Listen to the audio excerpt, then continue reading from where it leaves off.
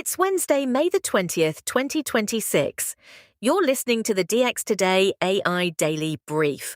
Today, Google unveils a personal AI agent at I/O. KPMG signs a global alliance with Anthropic. And Alibaba launches a new chip aimed straight at Nvidia. Let's get into it. Google opened its I/O Developer Conference on Tuesday with two flagship AI announcements. The company released Gemini 3.5 Flash as the new default model, powering the Gemini app and AI mode in search worldwide. It's faster, cheaper, and harder to jailbreak than its predecessor.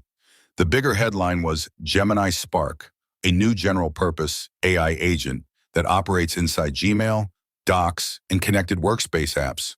Spark can monitor credit card statements for hidden subscriptions, track school emails, and stitch together project notes into a fresh document.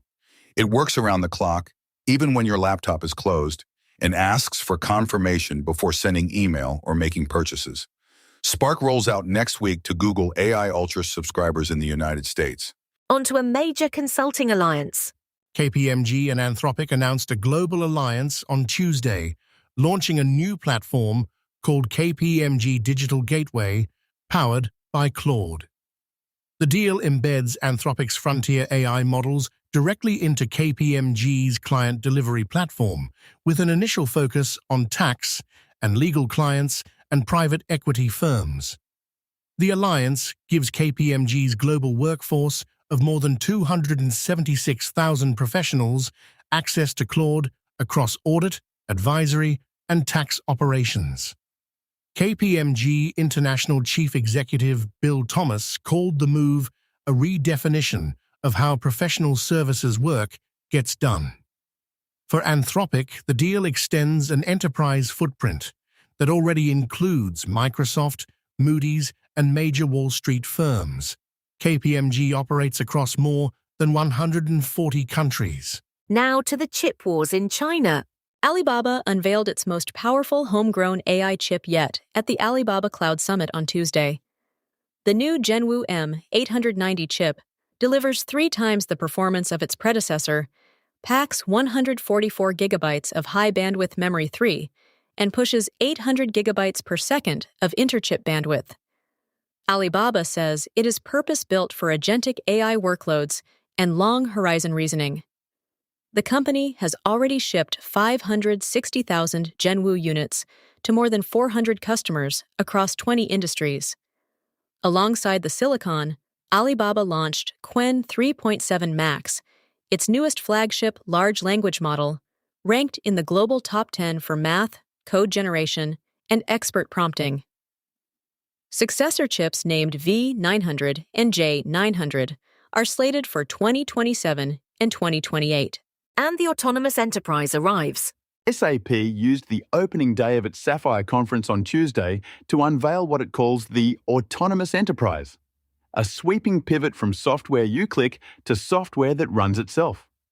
The strategy unifies the SAP Business AI platform with a new SAP Autonomous Suite, featuring more than 50 domain-specific Joule agents spanning finance, supply chain, procurement, and human capital. SAP also unveiled Joule Work, a new conversational interface that replaces traditional navigation across applications. Nvidia Chief Executive Jensen Huang appeared by video during the keynote, confirming that Nvidia OpenShell will be embedded directly into the platform. SAP simultaneously announced new partnerships with Anthropic, Microsoft, Amazon Web Services, Google Cloud, and Palantir. Banking is next, and the news is sobering. Standard Chartered became the first major global bank to publicly tie a multi-thousand job reduction to artificial intelligence. At its investor day in Hong Kong on Tuesday, Chief Executive Bill Winters said the bank will eliminate close to 8,000 support roles over the next 4 years. The cuts target corporate functions across human resources, risk, and compliance. Standard Chartered says more than 15% of these roles will go by 2030, partly through attrition and partly through redeployment. Winters told reporters, quote, "It's not cost-cutting. It's replacing, in some cases, lower-value human capital with the financial capital we're putting in," unquote. Standard Chartered employs roughly 87,000 people across 60 markets. Anthropic ships new agent infrastructure. Anthropic used the opening of its code with Claude London event on Tuesday to ship 2 new features for Claude Managed Agents. The first, self-hosted sandboxes, is now in public beta and lets enterprises run agent tool execution inside their own infrastructure or through managed providers including Cloudflare, Daytona, Modal, and Vercel. The second, called MCP Tunnels, is in research preview and lets managed agents connect to private model context protocol servers without exposing them to the public internet. Organizations deploy at a lightweight outbound gateway instead of opening inbound firewall rules. Anthropic positions the combination as a way to give Claude agents access to internal databases, ticketing systems, and knowledge bases while keeping data inside the security perimeter. Over to Elon Musk's lab. XAI is shifting the cadence of its software releases. Elon Musk confirmed in a post on X late Tuesday that the company will publish daily release notes for Grok Build, its early access coding agent. That's a sharp acceleration from the previous rhythm of roughly 2 updates per week. Grok Build launched on May 14th, exclusively for Super Grok Heavy subscribers at $300 per month, and pitches itself as a command-line autonomous engineer that can plan, write, and ship full applications. The move signals that XAI is putting Grok Build on the same daily delivery treadmill that Anthropic and OpenAI have been running for their own coding agents. XAI also opened general availability for its speech-to-text API this week. And OpenAI moves on premises. OpenAI and Dell Technologies announced an expanded partnership on Tuesday that brings the OpenAI Codex coding agent directly into hybrid and on-premises enterprise environments. The deal extends Dell's PowerRack platform, which packages compute, networking, storage, and liquid cooling into a single AI native system. Enterprise customers will be able to run Codex behind their own firewalls without routing sensitive source code through the public cloud. It's a notable move for OpenAI, which historically has favored a cloud-first deployment model. Dell Chief Executive Michael Dell said the partnership reflects what large customers are demanding: the power of frontier models with the control of on-premises infrastructure. Codex on Dell PowerRack enters limited preview this summer. Healthcare is going generative. Hartford HealthCare, the Connecticut-based health system, launched a generative AI patient platform called PatientGPT on Tuesday. The tool was built in collaboration with the clinical AI company K-Health, and it leverages an individual's own medical records to establish clinical context and improve accuracy.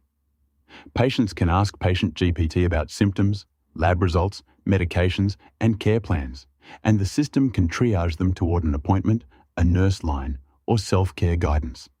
Hartford HealthCare says the platform was trained on its own clinical pathways and is governed by physician oversight. The launch follows broader Kaiser Family Foundation data showing roughly 32% of US adults have now used an AI chatbot for health information. Meta begins the cuts. Meta began the largest single round of layoffs in its history on Wednesday, eliminating roughly 8,000 jobs, or about 10% of its global workforce. The company simultaneously dropped plans to fill another 6,000 vacancies. Meta says the reductions are explicitly tied to its accelerating shift toward AI and away from legacy software roles. The company is on track to spend roughly $145 billion on artificial intelligence this year. That includes Prometheus, a 1-gigawatt AI supercluster coming online in Ohio, and a $27 billion joint venture with Nebius for a gigawatt-scale data center campus in Louisiana. Meta chief executive Mark Zuckerberg told employees, "The restructuring is a one-time reset, not a recurring pattern." A new federal AI rule goes live. The Federal Take It Down Act became enforceable on Tuesday, with the Federal Trade Commission confirming it began enforcement actions on Wednesday. The law makes it a federal crime to knowingly publish or threaten to publish non-consensual intimate imagery, including AI-generated deepfakes, Covered online platforms must now provide a clear takedown request process and must remove flag material in known identical copies within 48 hours of receiving a valid notice. The FTC published compliance guidance covering social platforms, image hosts, search engines, and generative AI services. Civil liberties groups warned that the takedown system could be abused to remove lawful speech, while survivor advocates called the law overdue. The act applies to all platforms operating in the United States. And finally, to Wall Street. Nvidia reports its fiscal 2027 first quarter earnings after the closing bell on Wednesday, and analyst expectations are extraordinary. Wall Street is modeling revenue of roughly $79.2 billion, up nearly 80% year over year, with earnings per share of $1.78, up 120%. The result will be the clearest read yet on whether the hyperscaler AI infrastructure build-out is still accelerating. Investors are watching closely for commentary on the Blackwell Ultra ramp, the early Rubin platform pipeline, and order pacing from Microsoft, Meta, Amazon, and Google. Nvidia's market value is hovering near $5 trillion. A miss on data center revenue could trigger broader weakness across the entire AI supply chain. That's your briefing for Wednesday, May the 20th, 2026. For DX Today, stay curious.